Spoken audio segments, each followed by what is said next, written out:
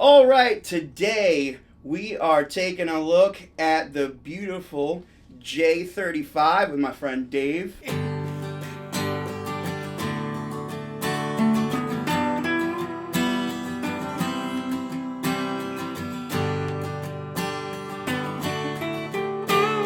All right, so just to start off, how long have you had this? You've gigged this, right? Yes. You've been around the block with this? Yeah, a little bit. I bought it, I'd say maybe 8 weeks ago, 6 to 8 weeks ago. And yeah, I've taken it to a handful of gigs, maybe 4 or 5 gigs since then.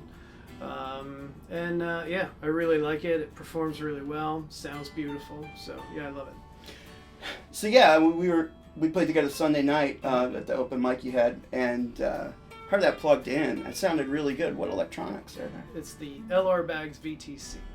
Cool. So yeah, LR Bags makes really good pickup systems. Yep. I'm not an expert in all of the the bells and whistles, but yeah, I love the way it sounds. Yeah, awesome. Sounded great. Before we get too far into it, Sure. Wanted to go ahead and plug your socials. Where can they find you? And you might have something coming out pretty soon that you might want to talk about. I just might, yeah. So you can find me on Facebook and Instagram. Those are my two most active accounts. Just search for Dave Cudrak on Facebook, and Instagram it's Dave Cudrak Guitar. I also have a YouTube channel. I'm not as active on that, but I do add some stuff in there every now and then. That's also under Dave Cudrak. And then I have a TikTok that I'm on very rarely as well. So also Dave Cudrak. So everything is Dave Cudrak.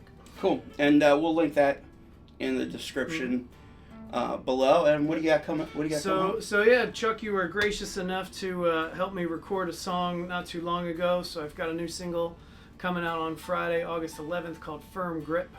And I'm very excited about it.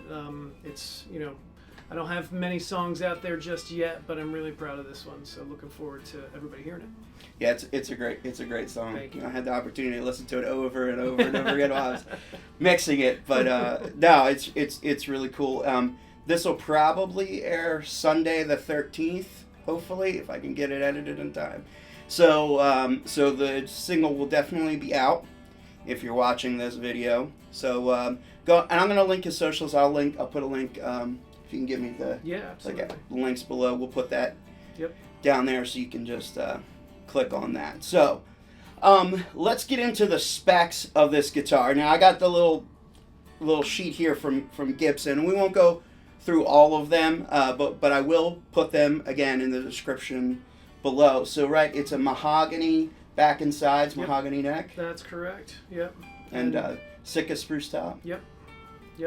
And it's got kind of a very thin finish on it, so you may be able to hear it. When you rub against it, you can hear that noise. I don't know. I'm a firm believer of some guitars need to breathe, right? Absolutely. I've heard that people say you get all this lacquer or heavy finish on a guitar, and sometimes you're struggling with it. And I've had high gloss finishes before. And I just have, over the years, I've become a fan of these kind of more natural finishes. Yeah, and according to Gibson, that is nitrocellulose lacquer. Yes. Mm-hmm. So that's going to age really cool.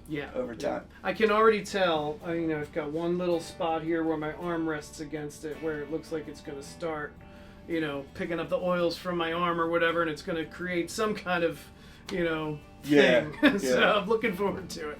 It's cool. You're gonna actually relic the guitar. Right, exactly. Yeah. It's a real relic. But I'll tell you, there's a lot of truth to the light finish, because I have a Martin. It's not a high-end Martin. It's the Junior Dreadnought, but that has just a really thin finish on that, and I've had that for about 11 years. Subscribe if you want to see the review on that. That's coming. Nice.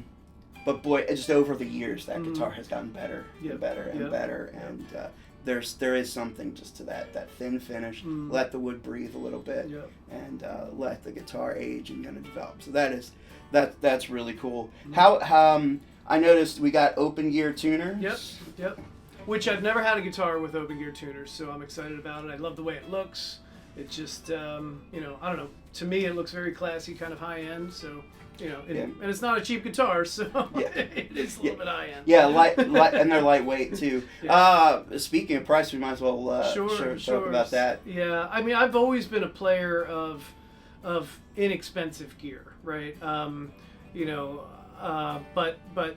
since I am gigging a lot and I've got something going here that I want to try to grow. It was time to get a new guitar, and I figured I would splurge a little bit. I think after the New Jersey sales tax and all that stuff, it came to just under $2,400. Awesome. Yep. Awesome. Which is a great deal. Made in Montana. Yep. So this is 100% American made. Yep. Well, I mean, there might be little pieces that were made somewhere else, but you get the idea. It was built here in the United States in Bozeman, Montana. Mm-hmm. So it's really not, when you consider that, it's not a bad deal. Oh yeah. I mean, American-made Gibson for under $4,000, I think, is a steal. Yeah. And you're not going to lose much value in that either. Right. That's always going to happen. But I get the feeling that this isn't something you're going to move on from. No, I mean, I've been kind of joking with friends that this is hopefully the last guitar I ever buy. As far as acoustics go. I mean, I've fallen in love with this guitar. So far, I really like the relationship we've got going on, so hopefully it stays that way and just gets better over time. That's awesome. I'm sure Gibson doesn't want to hear that. But well, yeah. But that's really cool. That's really cool. When you can bond with an instrument and make music together, man, that's awesome. That's good. Mm-hmm.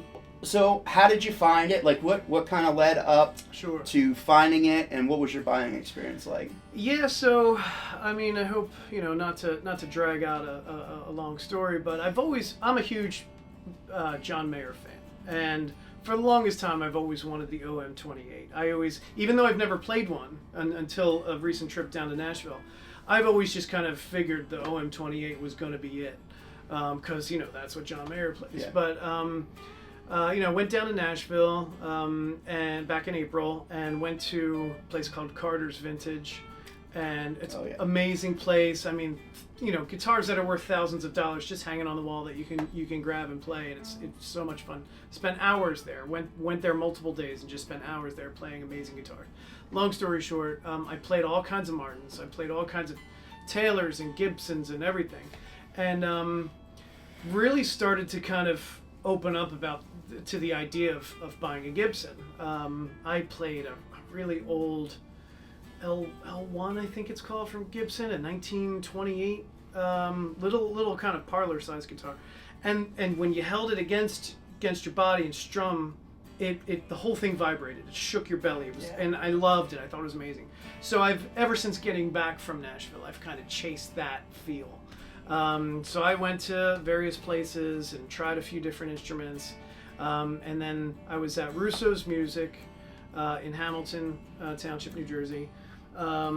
Walked in there, was playing a Martin D28, D18, Martin D18. Really liked that guitar. But I wasn't planning on buying anything. So I was like, well, I'll think about it. The D18 is much more affordable than the OM28. So anyway, that sales guy, name was Mike, super friendly, very nice, not pushy at all, so kudos to him. He was just asking me kind of like how I was doing, what I was thinking about, and he let me try a few different guitars, and I noticed there were no Gibsons on the wall. So I just happened to ask, and it was almost when I was ready to leave. Mm-hmm. I said, you wouldn't happen to have like a Gibson J35, because I did play one at Guitar Center and I really liked it, but it was used, and I kind of figure, if you're going to spend that much money, maybe not buy a used one, So anyway, so I asked, you don't happen to have a Gibson J35, do you? And he's like, actually I do. Well, he's like, let me check. And then a few minutes later, he comes out with the unopened box, pulls it out, and if you're familiar with the Gibson hard cases, the hard shell cases, sets it up on the counter, opens it, and this guitar is sitting in that case with like the pinkish lining. It was just like, oh my god. And then I pulled it out and I played it next to the D18 back and forth for probably 45 minutes, and the store had closed a half an hour ago, because it was just kind of a random thing to go to this store. I happened to have a gig up there and I went there after, and Yeah, I played that. I played this and the D18 back to back for about 45 minutes. And another salesman came in. He said, how's it going? How you feeling? I said, I think I like the Gibson. And he's like, hell yeah, you do. And yeah, I wasn't planning on buying a guitar, but I was like, you know what? This particular guitar just kind of speaks to me, and it does do that vibrating against your body. The back of the guitar just gives you that slight little rumble, and it reminded me of that old vintage Gibson that I played in Nashville, and I was like, yeah, this is it. So I went home with it that day.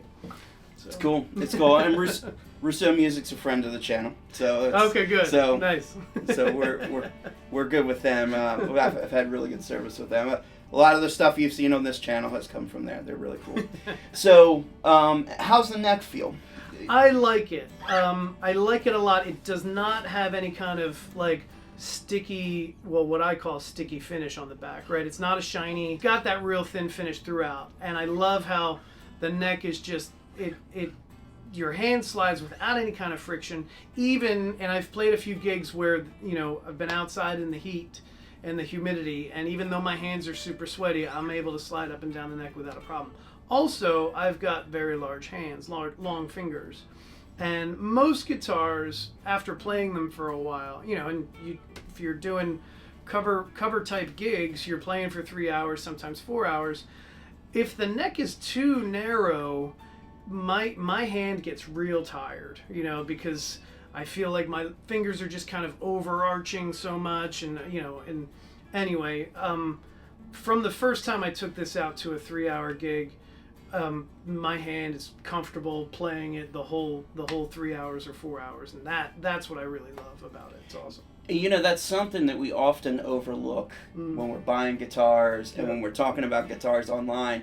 Is that sometimes the broader, thicker necks are just more comfortable. Not only that, is that when you can play it for 3 hours and still feel good at the end, you have something to stick with. And it's not, don't get me wrong, it's not super chunky. Like if you have shorter fingers, you'll still be able to play this guitar, and I believe you'll be able to play it comfortably.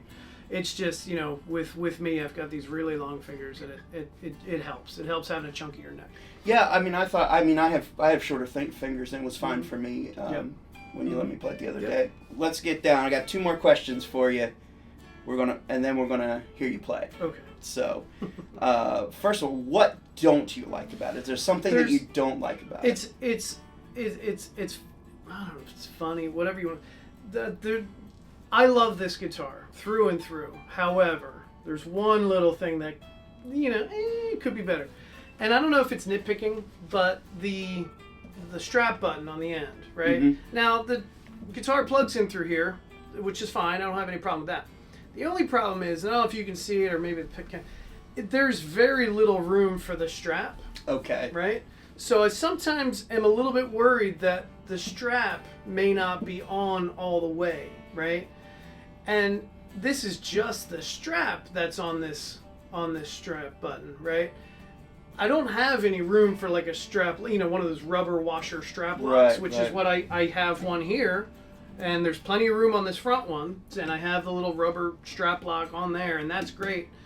However, that being said, I've never had an issue of it falling or coming loose during a gig. I've even sometimes have grabbed the guitar wrong off the stand, and it's been like this, and it still hasn't come off. Where I've played like 2 or 3 songs with the strap like this, and it still hasn't come off. So it is, even though I would like that to kind of stick out a little bit more to save room for this, those rubber strap locks, I still haven't had a problem with it. Okay. But that's the one thing I would change. I'd give it a little bit more space. Give it a little more space there. Yeah, that makes it. It's just peace of mind, right? To have that. Exactly. That's exactly there. What it is. Yeah. And then out of all the things that you like about it, what's your favorite aspect of it? That's a good question. I think the neck is number 1, right? Just the comfort of playing it. Number 2, a very close number 2, is there are some songs that I play that are, for whatever reason, are just easier to play on this guitar, right? I do a cover of an REM song with a little guitar solo in it, and on my previous guitar, I always kind of struggled. I felt like my fingers were catching on the frets or whatever it was. struggled with that solo. This guitar, I can play it without an issue, and I love that. Also, I do a Mumford and Sons song that has a lot of strumming in it. And on other instruments, for some reason, I feel like the pick is dragging across the strings and I get caught up sometime. On this, I feel like I can do that fast strumming a lot more smoothly on this guitar than I can on other guitars. I don't know why, I can't explain it. It just feels that there are some songs that are dramatically easier to play on this guitar than others. I've noticed that too. With there's guitars that I have that they just seem to fit. Right, exactly. They just seem to fit, and you're like, oh, well, I can do some more. Right, so everybody that says, oh, don't buy a new guitar, get lessons. Hey, sometimes you should probably get lessons. I should probably get lessons. Definitely. But sometimes having the right guitar that fits the right way is gonna unlock some stuff for your playing. That's very true. So we're gonna set you up a little bit and we're gonna hear you play. Okay. Sounds great.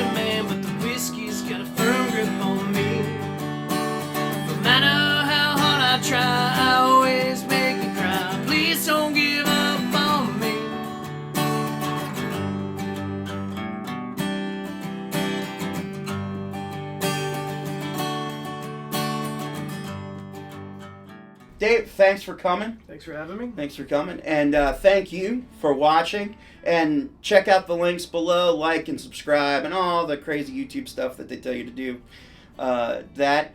Thank you for watching. And remember, it's always about the song. Peace.